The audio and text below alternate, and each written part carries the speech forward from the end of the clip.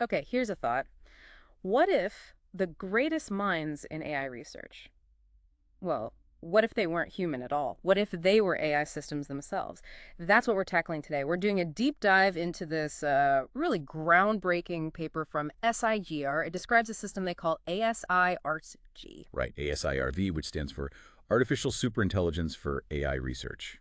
Bit of a mouthful, but captures the idea. Definitely. So we're diving into the paper itself. It's up on arxiv.org, detailing the system and, frankly, some incredible discoveries it's already made. Our mission today, let's unpack how this AI-driven research actually works, what it's achieved so far, and what it might mean for, well, the future of scientific discovery. You're basically getting a shortcut to understanding something that might genuinely change everything. Yeah, and to set the stage a bit, Yeah. the core problem ASIRCH is trying to solve is this critical bottleneck we have in AI development. See, AI systems themselves, they're getting better exponentially, just shooting Right, upwards. we see that all the time. But the pace of AI research, the actual innovation, that's been kind of stuck, more or less growing linearly. It's limited by, well, us, by human cognitive capacity. So our collective research bandwidth, as the paper nicely puts it, that's the real handbrake on innovation right now. Ah, okay, so the humans are the slow part. In a way, yes. And what's really fascinating here, what's potentially transformative, is how ASIRCH is trying to just shatter that constraint. The vision is building AI systems that can autonomously run their own scientific research, design their own even more powerful next-gen models. Okay, let's unpack that. The paper uses this phrase, an AlphaGo moment for model architecture discovery. Now, for people listening, AlphaGo, that's a pretty high bar, right? That Go match, move 37. Exactly. AlphaGo's Move 37 against Lee Sedol. It showed strategies humans hadn't even conceived of. It revealed something fundamentally new about the game, learned by the AI. So how is ASI-RCH doing something similar, but for designing AI models themselves? What makes it different from what we already had? Well, think about traditional methods like neural architecture search, or NAS. That was more about exploring design spaces that we, the humans, defined beforehand. It was essentially automated optimization, finding the best setup within known boundaries. Okay. ASIRCH is aiming for something different, a paradigm shift, really, towards automated innovation. It's designed to autonomously come up with genuinely novel architectural concepts, not just tweak parameters, but propose new structures. And then, critically, it implements them as actual executable code, trains them, and checks empirically if they work well. It's creating and testing brand new ideas from scratch. That's the ambition. But the results? Did it actually, deliver? This isn't just theoretical smoke and mirrors. Oh, no, absolutely not. This is where it gets really concrete. The system ran, get this, 1,773 autonomous experiments. That took over 20,000 GPU hours. Serious compute time. Wow. And the payoff, it discovered 106 innovative state-of-the-art architectures, specifically in this area called linear attention, which is a more efficient way for models to handle long sequences. And state-of-the-art means? It means they performed incredibly well. These AI-discovered architectures, they showed emergent design principles, new ways of building things that systematically outperformed the best human-designed models out there, like DeltaNet and Mamba 2, which are big names in the field. That's genuinely astonishing. So it really worked. Which brings up a huge question, doesn't it? Can scientific discovery itself actually be scaled up, like compute power? That's exactly the question this research tackles head-on. And crucially, it establishes what they claim is the first empirical scaling law for scientific discovery. The paper literally states more computation, more discoveries. Simple as that. A scaling law for discovery. Yeah, they found a strong, clear, linear relationship. You put in more computational hours, you get proportionally more discovered state-of-the-art architectures out. This flips the script, right? It potentially transforms research progress from being limited by human hours and insight to being scalable with computation. Which is totally different from how research normally works. Totally. Human-led research, the paper notes, might take 2,000 hours per model, and it just doesn't scale like this. You can't just throw more people at it and expect linearly more breakthroughs indefinitely. But if you can scale discovery with compute, well, that changes everything. How you fund research, how you structure labs. Okay, I'm sold on the potential, but how? How does this ASI-RCH system actually work? You mentioned it's like an AI research team. The paper talks about 4 modules in a loop. Exactly. Think of it like a closed evolutionary cycle with 4 specialized AI agents working together 247. First up, you have the researcher. This is the creative engine. Its job is to propose new architectures. So, ideas person? Kinda, yeah. It keeps track of the top 50 best designs found so far. It picks a really good one, a parent, to modify, and looks at other good ones as reference architectures to get diverse ideas. And to handle all the history without getting overwhelmed, it dynamically summarizes past experiments for each new cycle. Keeps things focused. And it writes the code, too. Yes, this is important. A single agent does both the high-level design and the code implementation. This avoids those communication gaps you sometimes get between, say, theorists and engineers. Makes sense. Plus, it has checks. Novelty checks, is this actually new? Sanity checks, is this going to be ridiculously complex, like quadratic complexity? Does it have basic flaws like masking errors? If a proposal fails these checks, it gets feedback. Nope, try again. It prompts a rewrite. Okay, so the researcher proposes and codes an idea. What's next? Who kicks the tires? That would be the engineer module. Its role is pure empirical testing. Put the idea into practice.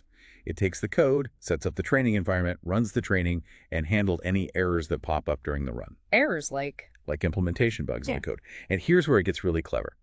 The self-revision mechanism.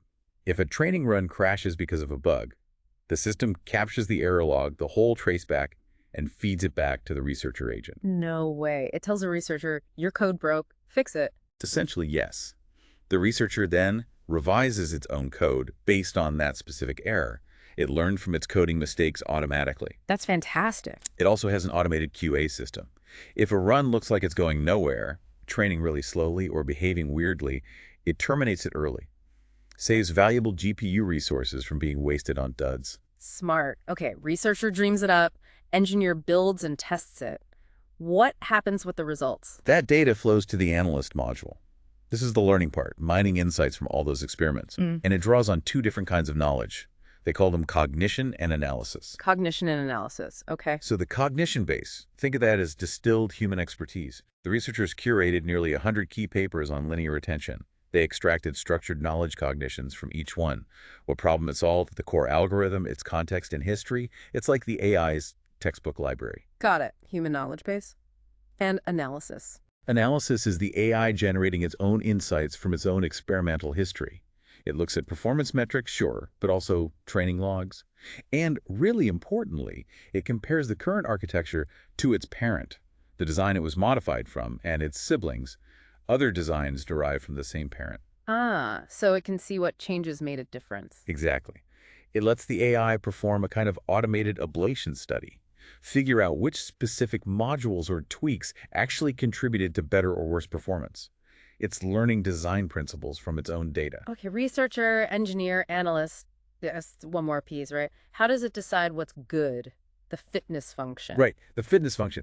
And it's not just about raw numbers like the best score on a benchmark. That can lead to weird solutions sometimes. Yeah, reward hacking. Precisely. So they combine quantitative metrics, benchmark scores, how well the loss decreases compared to standard baselines with a qualitative assessment.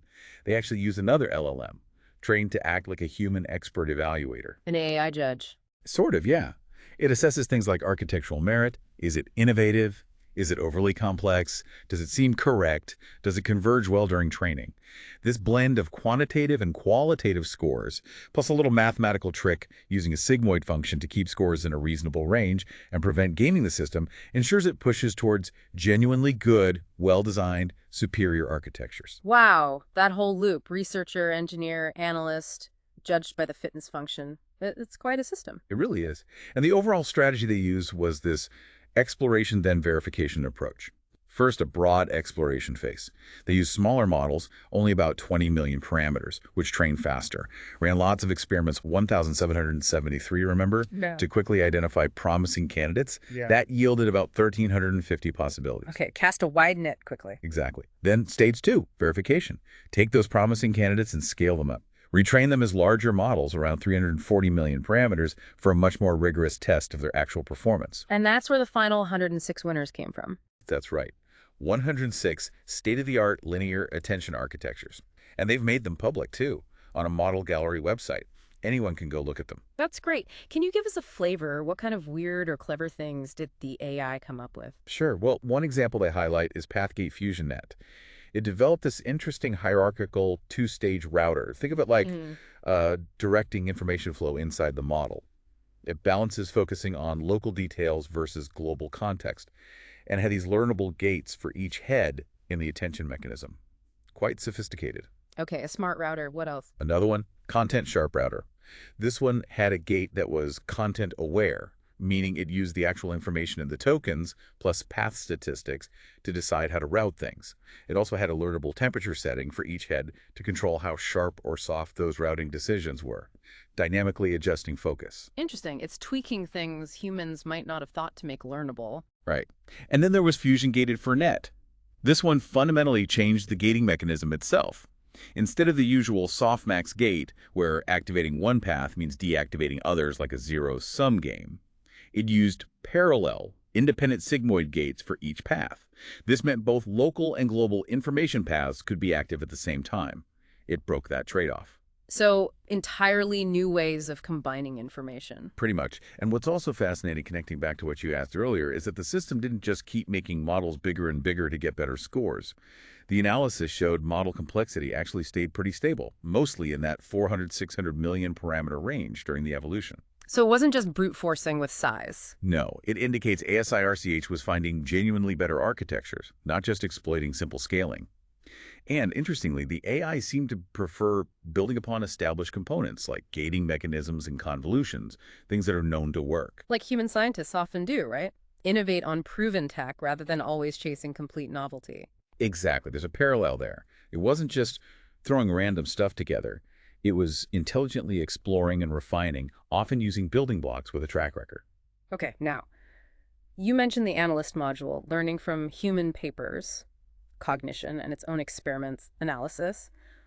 This leads to what, for me, was maybe the biggest aha moment in the paper. They actually tried to figure out where the best ideas, the breakthroughs, really came from within the AI's process. Was it just copying human ideas, learning from its own tests, or pure originality from the LLM? Yeah, this is super insightful. They looked at all the generated architectures and traced the origin of their design components. Overall, across all the designs, the good, the bad, the average, the majority of ideas, the biggest chunk, came from cognition, so heavily leaning on prior human examples from those papers. Okay, so starting from human knowledge is still dominant. Yes, but, and this is the crucial finding, when they isolated only the top-performing state-of-the-art architectures, the ones that made it into that model gallery, the balance shifted. For those SOTA models, the proportion of design ideas attributed to analysis learning from its own experimental history increased markedly. How much? For the SOTA models, analysis accounted for about 44.8% of the ideas, compared to only 37.7% for the non-SOTA models, and cognition dropped a bit for the SOTA group. Originality was a smaller factor overall. Okay, wait, so what does that tell us? What's the interpretation here? It strongly suggests that while you can build basic competence, maybe even good performance, by relying heavily on existing human knowledge, achieving true excellence, those genuine state-of-the-art breakthroughs, seems to require something more. It requires that deeper, more abstract understanding that the AI gains from its own exploration, its own trial and error, its own synthesis of results. So it's not just about having the knowledge base, it's about learning from experience. Exactly. It's learning from its own empirical journey. It has to go beyond just reusing past successes and learn from the patterns and outcomes of its own experiments, which, as you said earlier, really parallels how human science often works, right? True innovation doesn't usually come from just reading textbooks. It comes from running experiments, analyzing the results, and synthesizing new insights that weren't obvious before. That's quite profound, actually. The AI needs its own research experience to make the biggest leaps. So, to wrap up then, we've taken a deep dive into this incredible ASI-RCH system. We've seen how it's autonomously discovering state-of-the-art AI architectures. And generating literally over 100 novel ones. And we've learned about this fascinating potential scaling law for scientific discovery. Yeah, the idea that discovery itself might become scalable with compute power, moving beyond the limitations of human researchers working alone. It fundamentally shifts how we think about the pace of innovation.